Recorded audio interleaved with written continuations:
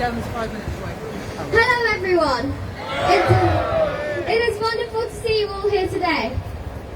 I know many of you have travelled a long way to be here, and I just want to thank you all for coming. And I'd like to thank the organisers for the work they have put into organising this meeting here at Oxford today.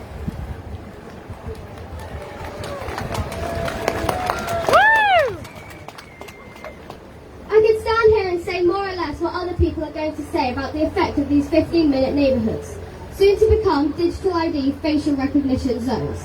We are watching the beginnings of the Chinification of Europe in preparation of the social credit system.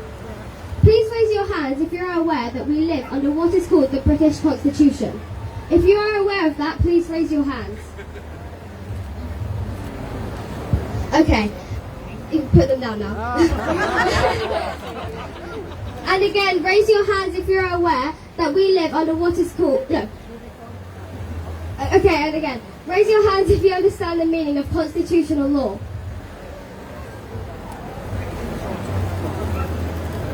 I'm going to be a lawyer when I grow up, so I need to know all this stuff. As I understand it, under constitutional law, it is we, that is you and me, the ordinary folk, the corner shop owner, the truck driver, the nurse, the doctor. It is we, the common people, who wield the power and authority.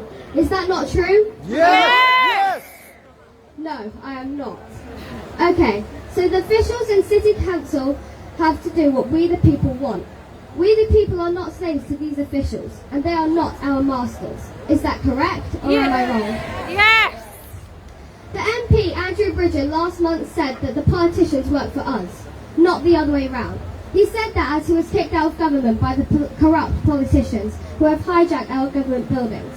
I have no doubt that more than 50% of these politicians are secretly in favour of the World Economic Forum and their plans to enslave us in their digital nightmare. Starting with their digital ID system, which will give them total control over your bank accounts and whether or not you can access your money. Providing you're a good slave and allow yourself to be experimented on with their Frankenstein injections, I'm sure your money will be okay. Well, for as long as you live anyways.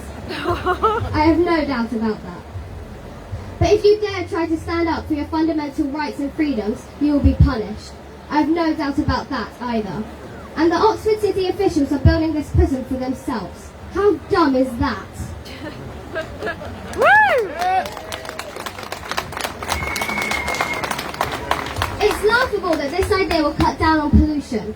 If, for example, you work a couple of zones away, you will now be expected to go out of town to a ring road, drive round the ring road and then come back into town.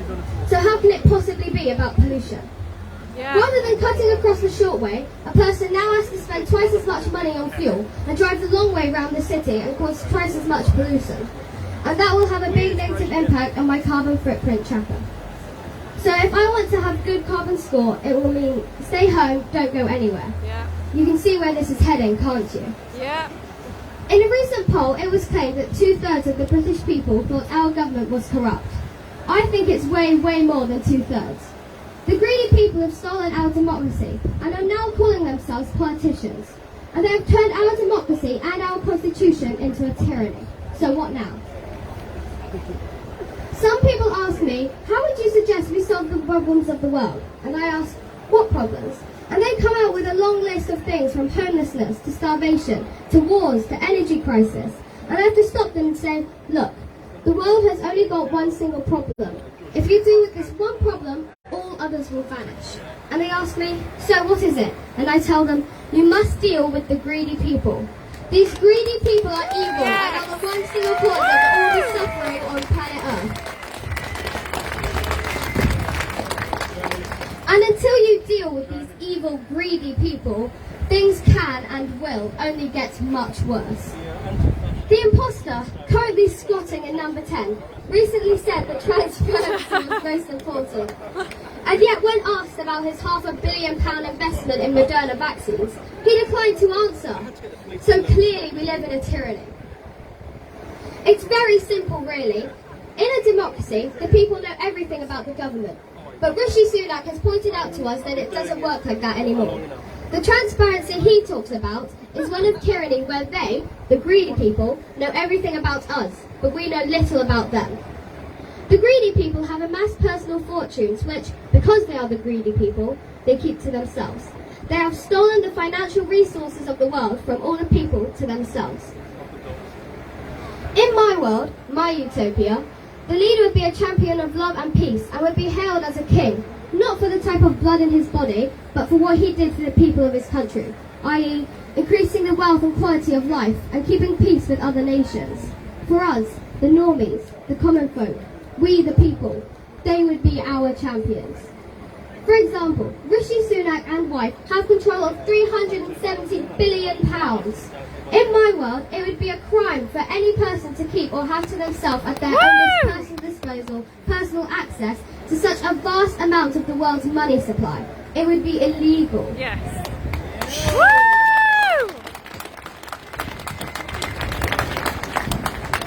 In my world, there would be no such thing as a billionaire. It would never be acceptable for one family to store or hoard vast amounts of personal wealth in offshore bank accounts. It would be a major crime to do so. Imagine it, all the problems in the UK, the homelessness, the hunger, the NHS, the energy crisis, all of the problems could be solved very quickly if Rishi Sunak recycled some of his fortune back to the people Yes. who took it from. Woohoo! So you tell me, who does he care for? Come on, shout your answers out. Himself! His donors! Close one! Yeah. I heard a couple of things actually, but two things. I heard two things there. Nobody and himself. Yes. Well, there you go. You've answered the question. It's not complicated. And he would still be a billionaire. These people are criminals in my book and definitely should not be in our government. And the people urgently need to right this wrong.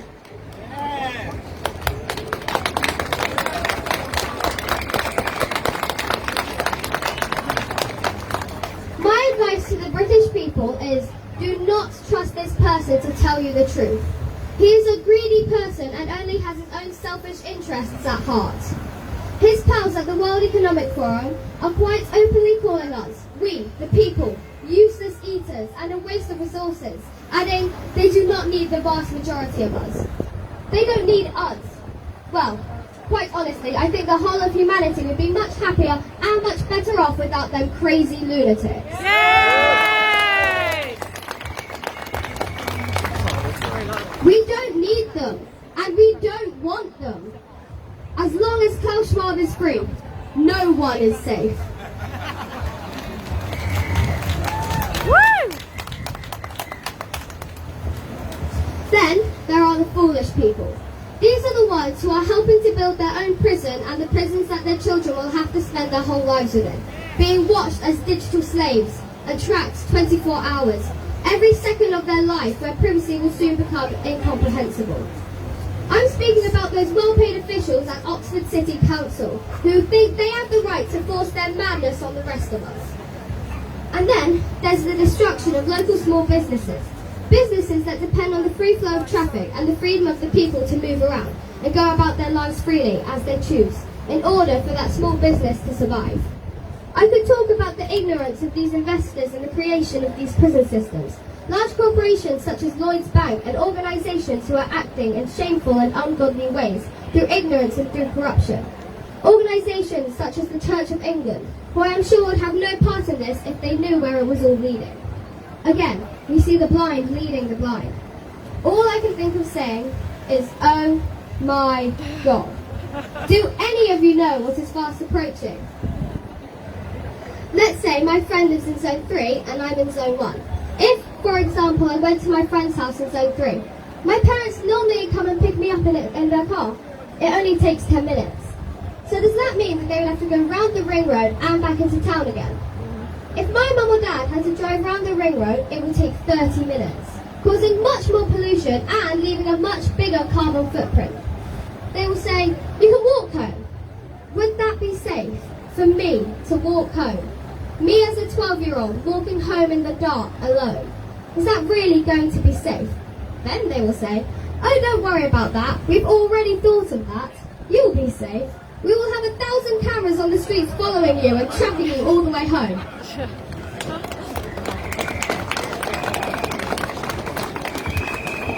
Oh, and just remember, it's for your safety. What? Are you serious? Do you really think I want to be watched every second of the day? Are you serious? Thousands of cameras tracking my every move until I get home. At this point, I have to ask, is my safety that important to me that I want to be followed by cameras all the way home? Or do I prefer to have freedom than privacy? And also, for your information, I still wouldn't feel safe. No amount of cameras is going to stop someone who wants to attack me. I want to be safe, but not to the extent that I am prepared to give up my freedom and my privacy to have it.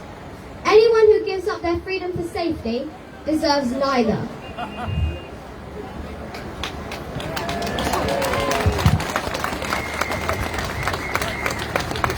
As a 12-year-old, I am really concerned about my future. And to Klaus Schwab, I say this. How dare you!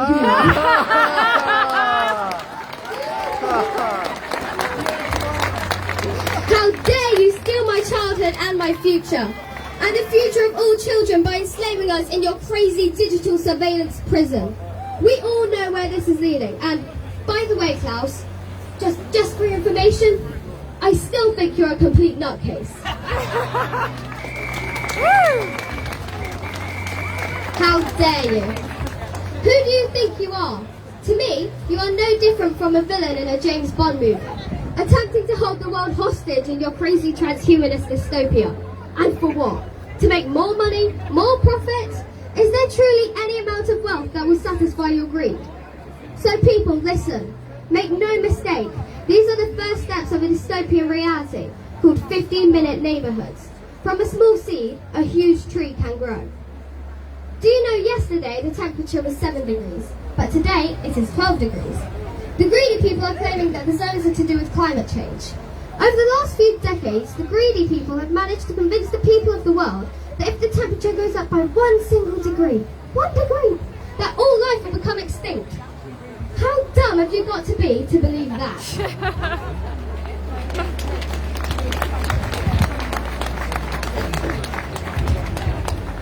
This is not true. It's fake science.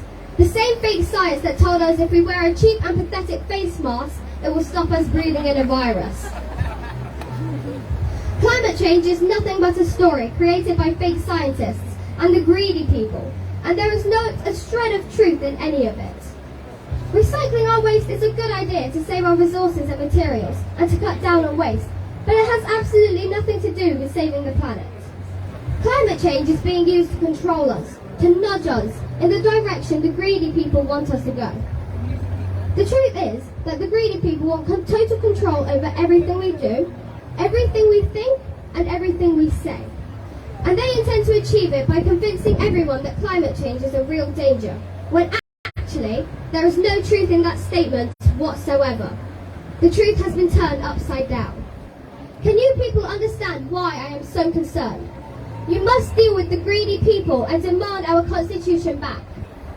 Southend Council have blocked the 15-minute nightmares. Now we just need the Mayor of Oxford to grow a backbone and do the same. Woo!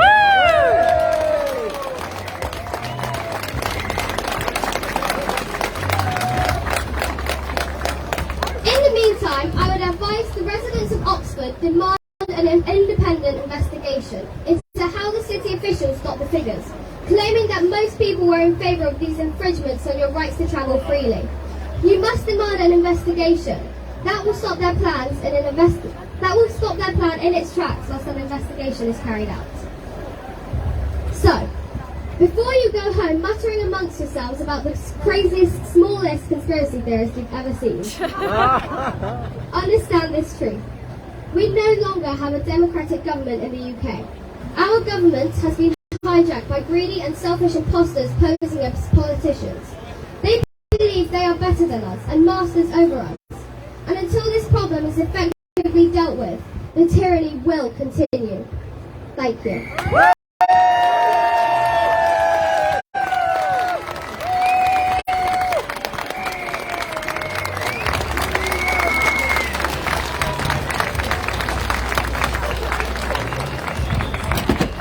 oh, oh.